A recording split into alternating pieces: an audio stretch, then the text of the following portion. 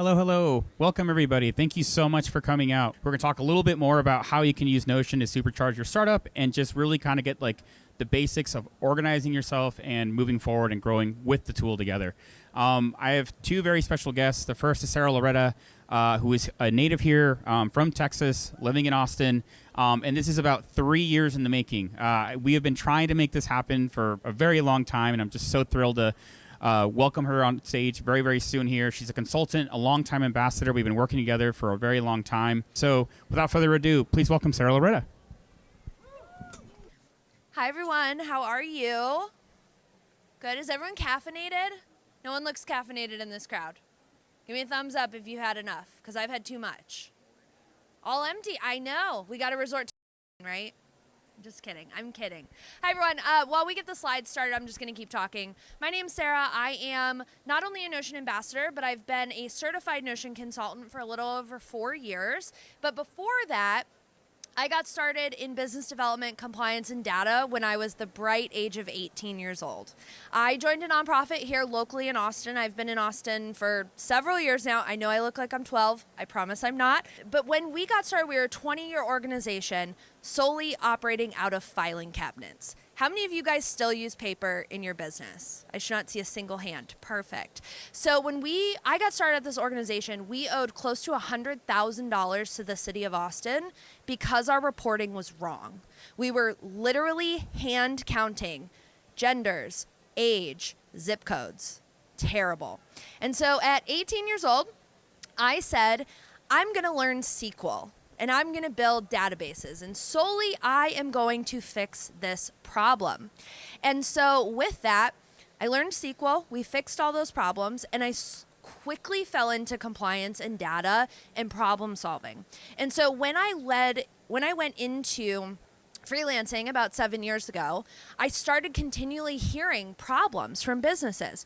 How do I set my pricing? How do I set my processes, right? How do I really understand my business that's not MRR, that's not process?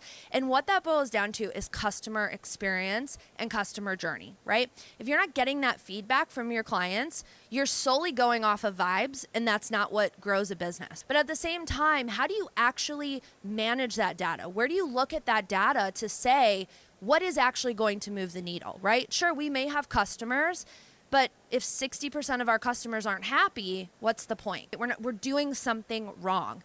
And so that is what I do at my organization, SYSTMS. I do pure operational strategy and development for them with the purpose of building better relationships. We think about founders. How many of y'all are founders over here? Okay, perfect. A good handful of you. Okay. I love y'all so much, but your vision isn't going to make us money. Okay? What we need is process. We need to take that vision and figure out how to move that forward. And so that's what I do at SYSTMS. I come in and I manage down in order to process up. When we think about our business, it's not just our vision, but how is our team actually executing that?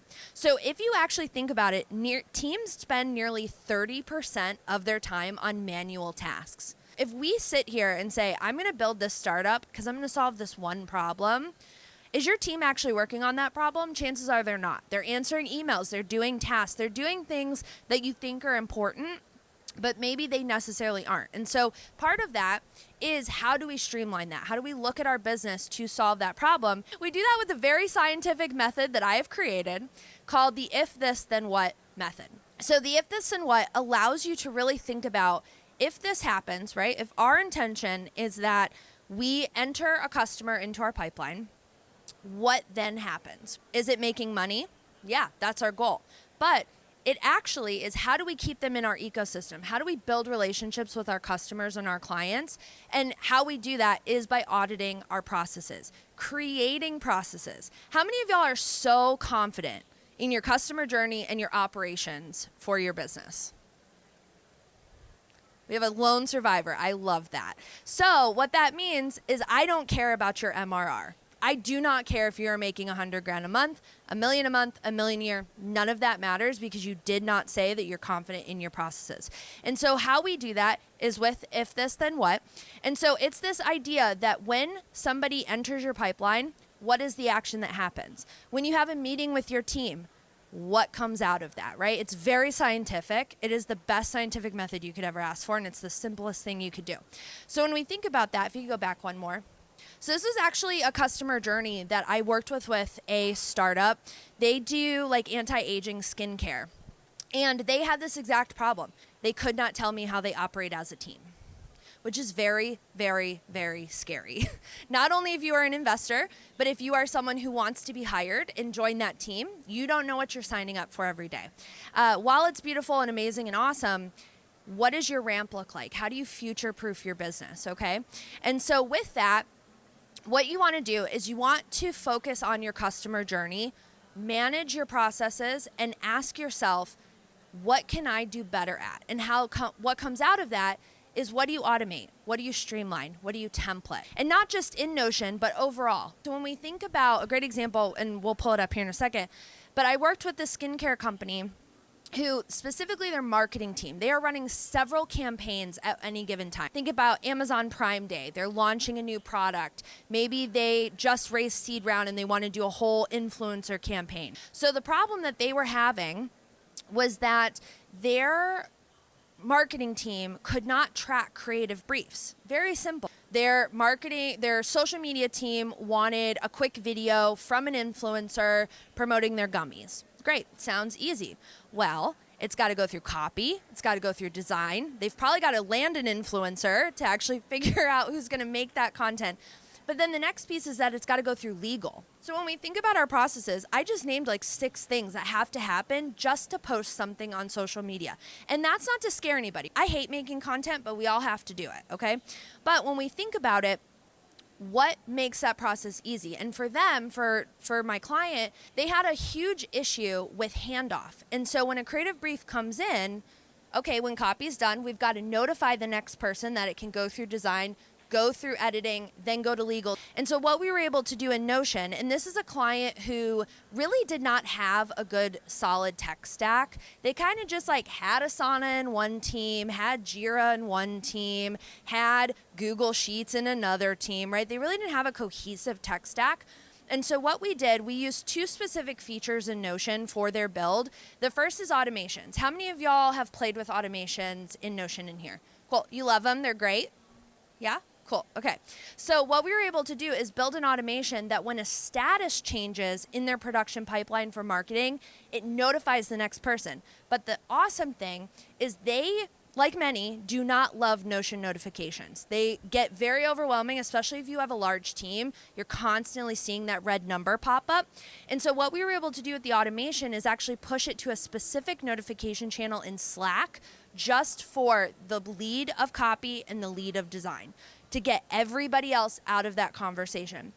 Then, using Notion Forms, we were able to actually create a creative brief. And this was a huge problem in their pipeline, that they were getting creative briefs via email, via Slack requests, via Google Chats, via like literally everything. Word of mouth in a meeting. Hey, by the way, I need that Instagram graphic.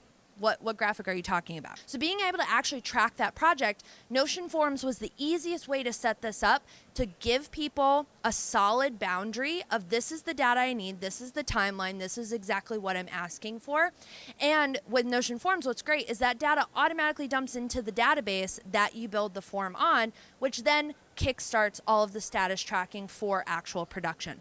So that's just one easy, simple way to fix a project, or a problem rather, within your Notion workspace. And that's what I recommend that you guys do, is pick one specific problem. After you audit your processes, just pick one. You don't have to fix every issue in your business overnight, but just pick one in order to find success in that.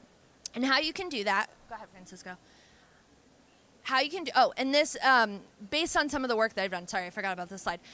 Some of the work that I've been able to help teams do, solos and large-scale teams up to 1,000, 10 hours a week recouped from admin. From all of that redundancy, all of that manual work, by automating, literally with just database automations, 10 hours a week back. Do y'all, who's local in this group? Okay, do y'all know who Taste of Cocoa is? The food influencer? That's who that was. She literally had 6 VAs on her team, now has 1, because we were able to automate all of her emails, all of her partnership requests, all automated. We also were able to increase capacity by 30% for a team of 600 that were all global. And now they're doing close to $1 million a month. A month. As a copywriting agency. It's wild. So how we do that is this beautiful workbook that I give every client.